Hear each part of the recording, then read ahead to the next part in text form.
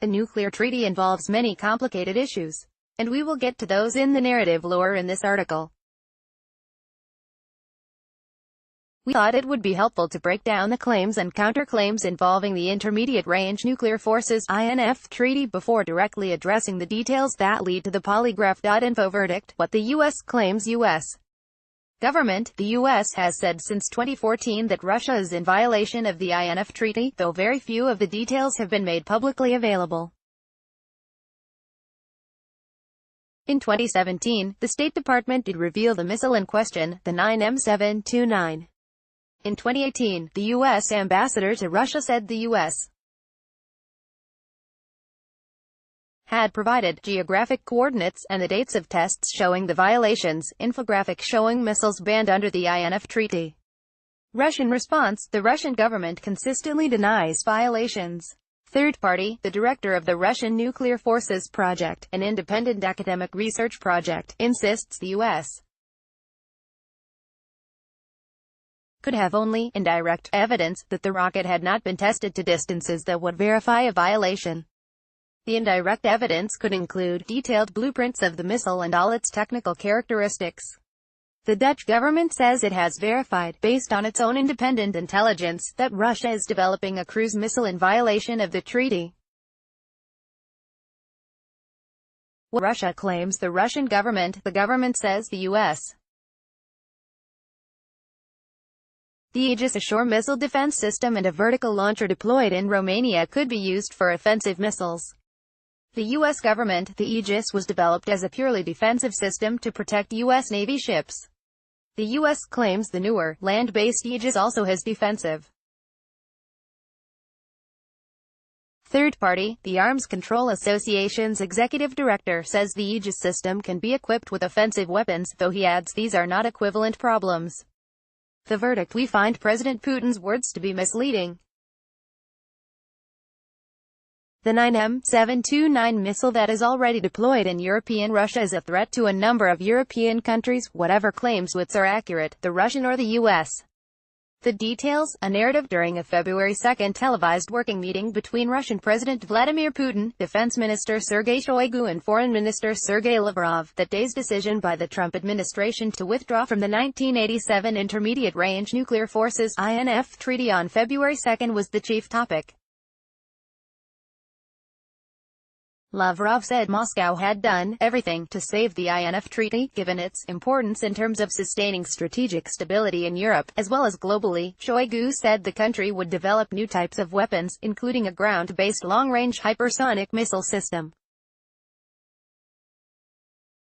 Despite placing all of the blame on the U.S., Putin said Moscow would not place short or medium-ranged weapons in Europe or in other regions of the world if analogous U.S. weapons were not deployed in corresponding regions. For many years, we have repeatedly raised the issue of substantive negotiations on disarmament issues, in almost all its aspects. And in recent years, we see that our partners do not support our initiatives. On the contrary, all the time pretexts are set out for dismantling the already established system of international security, Putin said. Arms Control Association, the start of a conversation. Daryl Kimball, executive director of the Arms Control Association, told Polygraph.info that President Putin's proposal is the start of a conversation, but ultimately Moscow would be required to remove those missiles that it has already deployed to locations further in the east so they cannot hit targets in Europe. Washington, D.C. Daryl G.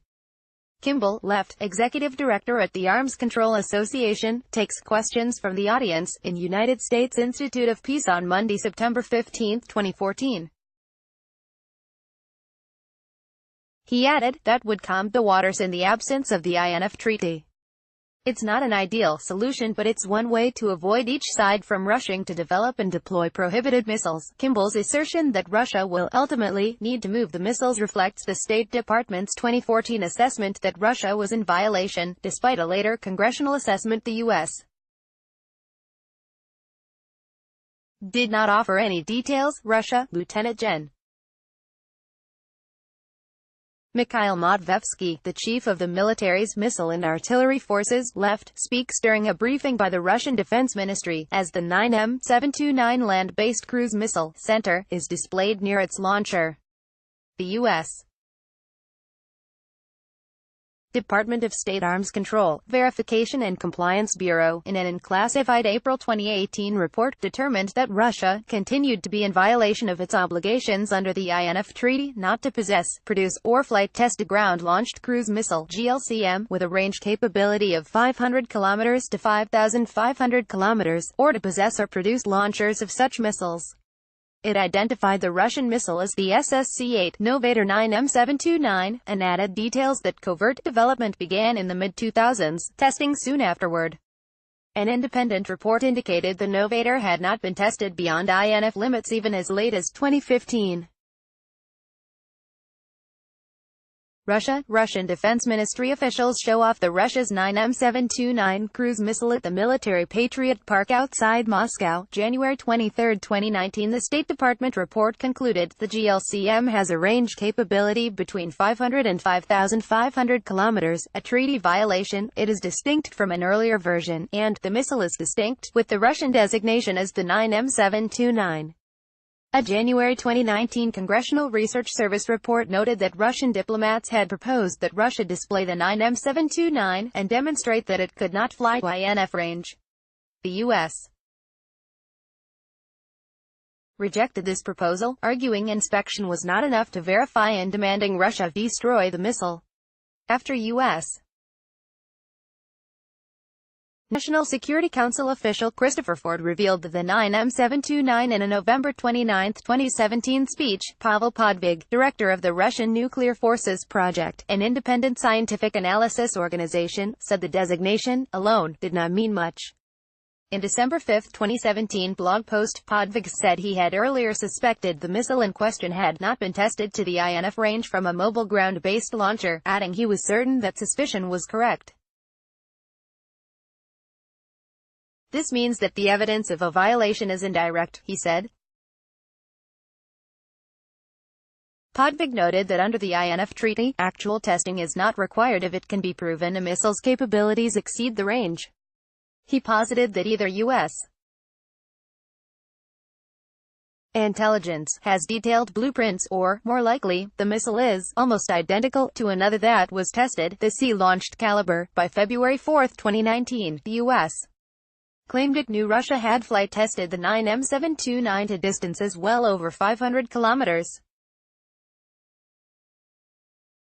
U.S. geographic coordinates and test dates. The United States has provided Moscow with substantial information about the system's violations, including geographic coordinates and dates for the tests, but Russia continues to deny any wrongdoing, U.S.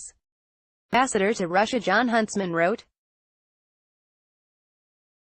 Likewise, Dutch Foreign Minister Stef Blok and Defense Minister Ank Bijleveld wrote a letter last November stating that, based on intelligence, the Netherlands can independently confirm that Russia has developed and is currently introducing a ground-based cruise weapon. But neither country provided specific details. NATO foreign ministers released a statement supporting the U.S. position regarding the alleged Russian violation, following a meeting December 4. Asked why the U.S. had not disclosed related information to publicly bolster its case, Kimball said U.S. intelligence likely did not want to compromise its sources or methods. Methods by which the U.S. has gathered the information are very sensitive in parts of the U.S. government. The intelligence community in particular are reluctant to provide that information, he told Polygraph.info. But Kimball added that if Russia is in the wrong, we need to show that Russia is in the wrong by providing information that third parties can see that undergirds the U.S.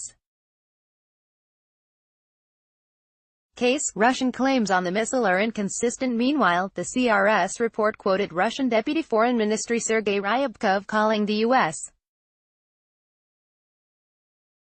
claims, fabrications that are inconsistent with reality. Russian Deputy Foreign Minister Sergei Ryabkov speaks during a news conference in Moscow, February 7, 2019. Ryabkov claimed the 9M729 is an upgraded version of the Iskander-M system missile whose maximum range was demonstrated at the Kapustin Yar testing ground in Astrakhan, southern Russia, is less than 480 kilometers, not an INF violation. As Polygraph.info has reported recently, the Russian Defense Ministry displayed the 9M729 missile at an expo center in Moscow in January, and said more than 100 missile launches were conducted over the 6 years from 2008 to 2014 at the Kapustin Yar missile range in southern Russia. But Zvezda, the Defense Ministry's official TV channel, quoted the commander of the Russian military's missile and artillery forces, as indicating that some of these launches in fact exceeded the INF Treaty's 500-kilometer range limit. U.S. Aegis Ashore. Rather than addressing U.S. concerns, Russia chose to claim that U.S. ballistic missile defense targets, Aegis Ashore missile defense systems in Poland and Romania, and armed UAVs violate the treaty, the U.S. Ambassador Huntsman wrote. In contrast, the United States has responded in detail to these false Russian claims, demonstrating that we diligently comply with our treaty obligations in full. Russia, U.S. National Security Advisor John Bolton and U.S. Ambassador to Russia John Huntsman attend a wreath-laying ceremony at the Tomb of the Unknown Soldier by the Kremlin Wall in Moscow, October 23, 2018. But Kimball said that while some of Russia's claims are an attempt to create a counter-narrative, others should be responded in a much more serious way. He noted that Russia has a legitimate concern that the Aegis Ashore missile defense systems and the Mk-41 vertical launching systems deployed in Romania can be used for offensive missiles. Russia modifying the 9M729 or getting rid of it in exchange for the U.S. agreeing to measures that we won't use Aegis Ashore and that we won't launch missiles into their territory are options on the table, Kimball told Polygraph.info. These are not equivalent problems, they are not both violations, but there is obvious trade space, he added, should the two countries choose to continue negotiating. But he added neither the Trump administration nor Moscow are as interested in solving this problem as they should be. A recent report by the Wall Street Journal that Russia has already deployed 4 battalions of the 9M729 further chips away at Putin's claim of compliance with Russia's recent admission of test violations, and reports the missile is deployed. Putin's claim that Russia will not place short and medium-range weapons in Europe is moot, and Polygraph.info finds Putin's statement is misleading at best.